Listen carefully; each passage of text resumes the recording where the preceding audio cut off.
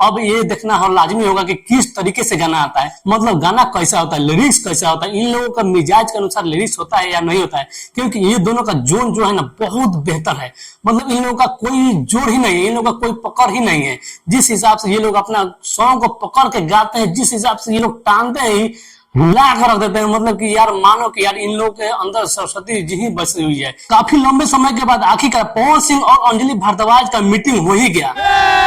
अभी मजा आएगा ना भिड़ो। मतलब सभी लोग चाहते थे कि पवन सिंह और अंजलि भारद्वाज का कोई लोकगीत आए या कोई नवरात्रि सॉन्ग आए या कोई देवी सॉन्ग आए, छठ सॉन्ग आए। मतलब ये लोग तरस गए थे पवन सिंह और अंजलि भारद्वाज का एक साथ गाना सुनने के लिए। ड्यूट गाना जो पवन सिंह और अंजलि भारद्वाज का जो आता तो काफी बवाल मचा कर रख देता है। ये आखिरकार पवन सिंह के फैंस का मंजूरी आखिरकार पूरा हो ही गया। ये कोई हम मजाक नहीं कर रहे हैं, मतलब ये हम आप लोग को सच बता रहे हैं कि पवन सिंह और अंजलि भारद्वाज का आखिरकार डील हो ही गया है कि वो एक साथ जरूर अब आने वाले हैं, एल्बम में और मूवी में भी आने वाले हैं। मतलब पवन सिंह और अंजलि भारद्वाज का जिस कदर फैंस इंतजार कर रहे थे कि ये दोनों जिस हिसाब से गाते हैं, इन लोगों का जिस हिसाब से आवाज है, वॉइस है, जितना मिठास है, वो दोनों ड्यूट गाना लाए और एक साथ गाना लाए जो बवाल करे। और अभी तो रुको, क्लाइमैक्स अभी बाकी है। अब आखिरकार देखिए ना, कौन पवन सिंह का जो स्टेज शो था उसमें अंजलि भारद्वाज पहुंची हुई थी और उसमें पवन सिंह भी अपना शिरकत कर रहे थे। उसमें पवन सिंह अंजलि भारद्वाज को इतना तारीफ कर दिया, उनका जो गाना आया हुआ था अंजलि भारद्वाज का बचपन में, लागेला निक लागेला, ये गाना पवन सिंह भी गुनगुनाते हैं और अंजलि भारद्वाज को तारीफ में बोलते हैं कि ये गाना तुम्हारा सुपर हिट था, जो तुम बचपन का सुपर हिट है। और वही गाना पवन सिंह गुनगुनाते हैं और अंजलि भारद्वाज से अकेला में मतलब जाकर मीटिंग करते हैं कि अब तुम्हारे साथ जो गाना आएगा बहुत बवाल करेगा।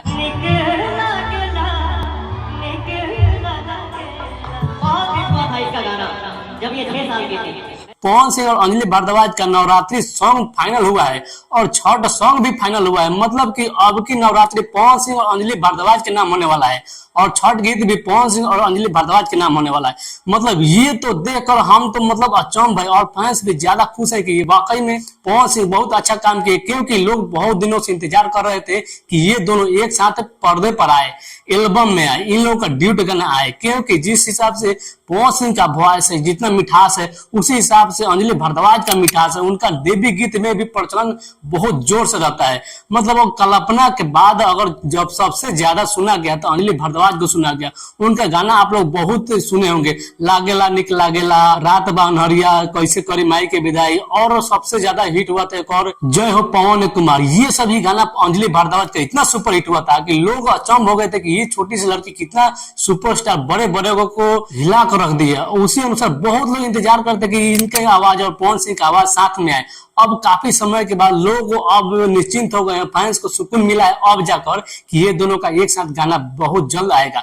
लेकिन इतना जल्दी भी नहीं आएगा, ये गाना आएगा तो देवी गीत के रूप में आएगा, क्योंकि अंजलि भारद्वाज देवी गीत के रूप में जानी जाती है। पवन सिंह का आवाज तो भाई सभी लेवल में है, सभी तरह से, लोकगीत से लेकर हर एक चीज में, लेकिन अंजलि भारद्वाज का जिस रूप में देवी गीत का गाना बढ़ता है उसी हिसाब से पवन सिंह के साथ उनका गाना देवी गीत ही आएगा। अगर डील अच्छी तरीके से फाइनल हुआ होगा तो हो सकता है कि पवन सिंह और अंजलि भारद्वाज के लोकगीत भी आ सकता है, जो बेहतर होगा, वो अश्लील मुक्त होगा। क्योंकि अंजलि भारद्वाज आज तक अश्लील गाना नहीं गाई है, वो साफ सुथरा गाना गाई है और भक्तिमय गाना गाइए, लोकगीत भी गाइए और वेफाई सॉन्ग भी गाइए, तो बहुत बेहतरीन अच्छे क्वालिटी का गाइए। इस हिसाब से देखा जा रहा है कि पवन सिंह उनका गाना बहुत बेहतरीन आएगा, वो भी अच्छे ढंग से आएगा, बेहतर तरीके से आएगा।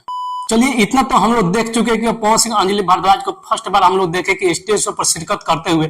अब ये देखना हो लाजमी होगा कि किस तरीके से गाना आता है, मतलब गाना कैसा होता है, लिरिक्स कैसा होता है, इन लोगों का मिजाज के अनुसार लिरिक्स होता है या नहीं होता है। क्योंकि ये दोनों का जोन जो है ना बहुत बेहतर है, मतलब इन लोगों का कोई जोड़ ही नहीं है, इन लोगों का कोई पकड़ ही नहीं है।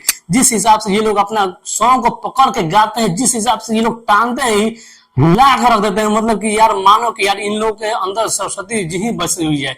इन लोगों का आवाज जितना हेवी लगता है और जिस हिसाब से बजता है मार्केट में, इनका गाना पूरी तरह से छा जाता है। उसी हिसाब से अब देखा जा रहा है कि ये गाना लोग कैसे लाते हैं।